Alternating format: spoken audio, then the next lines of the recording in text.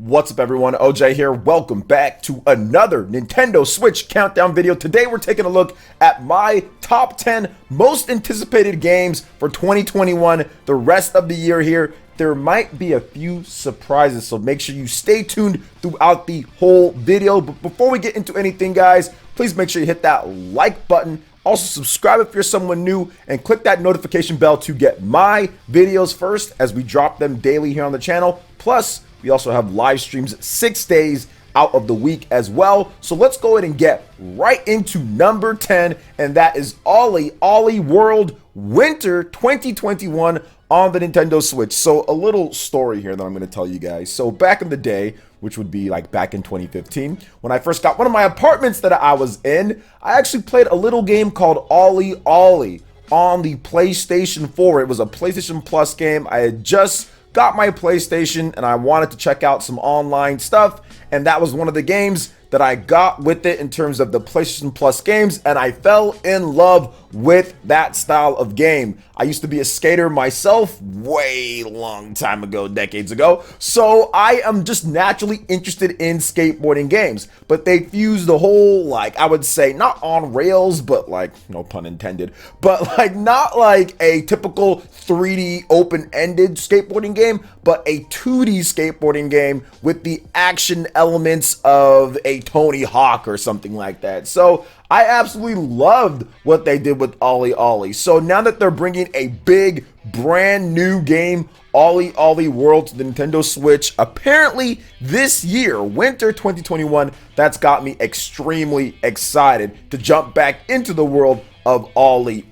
Now, next up at number 9 is Warioware Get It Together. And to be honest, this just snuck in on my list. I had a bunch of other games that got honorable mentions, which I'll list them right here for you guys. But Warioware Get It Together, September 10th, man. Like, this game, it was the demo that did it for me. The demo is extremely good. I highly suggest everybody who hasn't went out there and played the demo yet, even if you're watching this past the time of the game's release, check out the demo on the Nintendo Switch eShop. That convinced me that this is going to be one of my favorite games of the year. Giving you complete control over a character instead of having direct control over like a floating hand or tilting something on screen or plucking an eyebrow or whatever, but actually having characters to do out each of the tasks and being able to pick 3 of them, and where they rotate and they have different abilities actually makes it more like a normal game instead of just a mini game collection. So to me,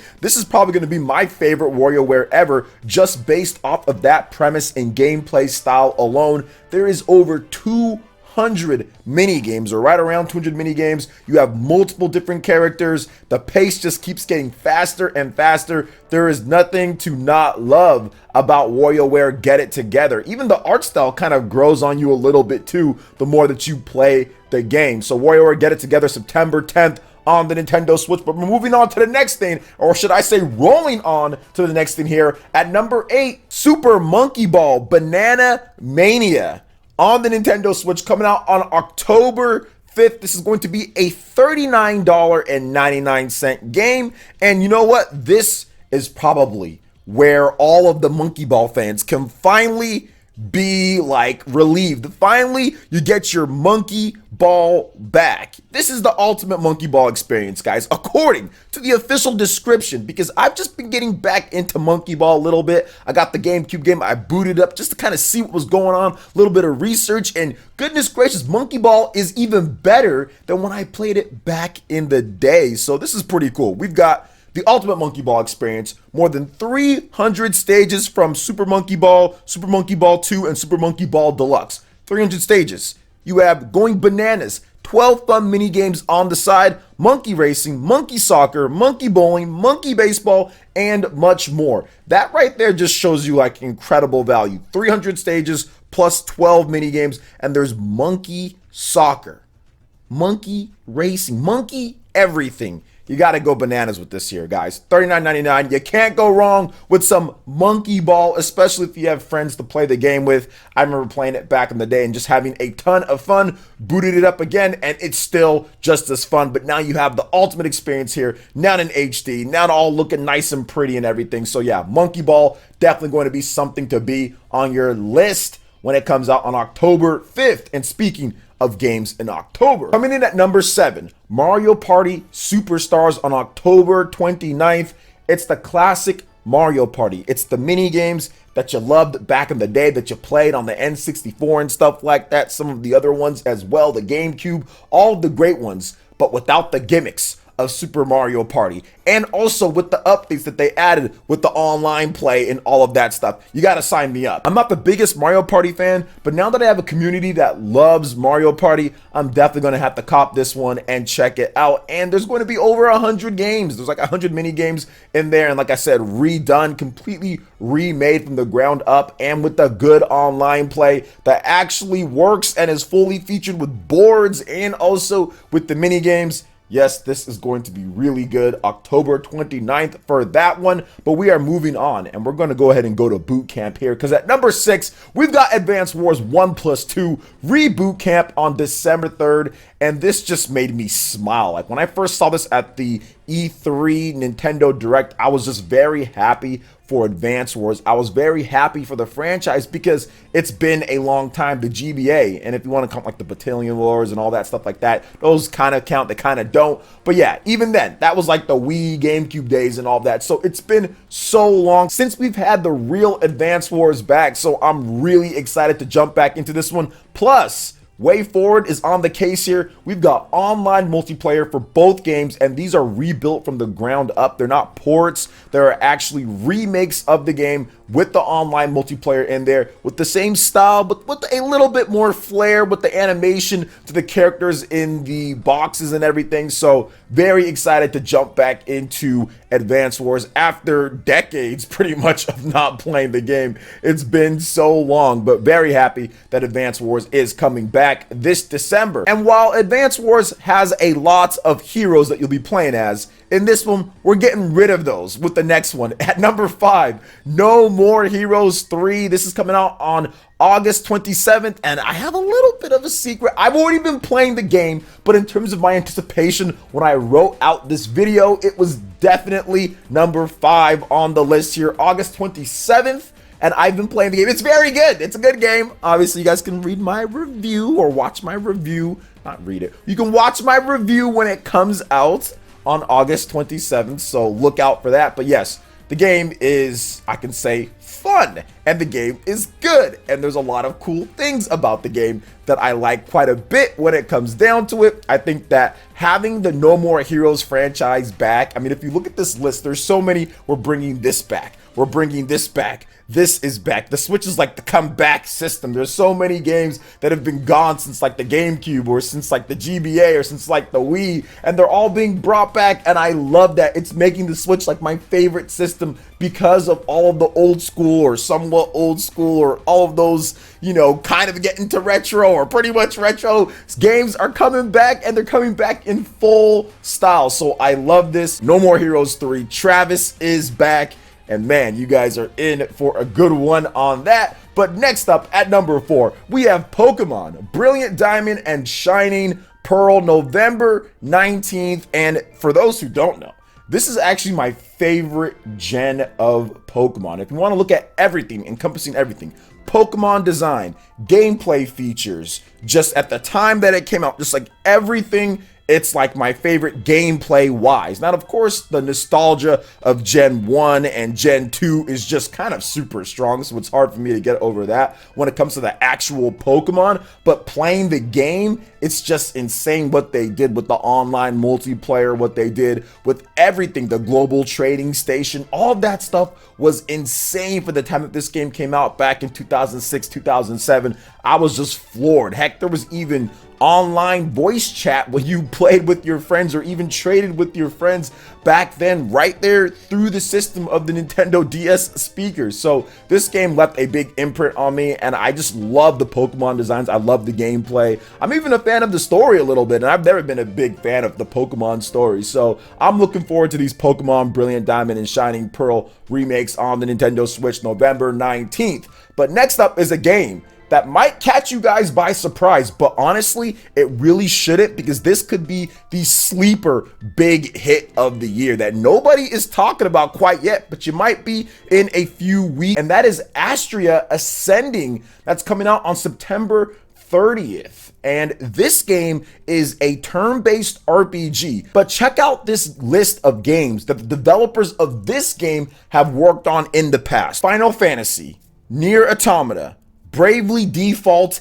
and more. These guys are some of the best in the business when it comes to making RPGs out there, making turn-based RPGs, making action games, making that style and flavor that you know and love. That's from the best of some of the best franchises, the best JRPGs out there. So I'm very excited to get into Astria Ascending. And check this out, guys. This game has over 200 different monsters, 20 dungeons, 50 hours of gameplay, mini games to throw in there. It is a fully featured RPG. It really is a fully featured RPG. The art looks absolutely amazing, has that Vanillaware touch to it, very clean, very nice and sleek. It's coming to the Nintendo Switch on September 30th. Do not sleep on Astria Ascending. I think this could be one of the best games of the year, and I have it pretty high up on my list to make it to number 3 with all these other big first-party games that Nintendo is dropping this year. Now,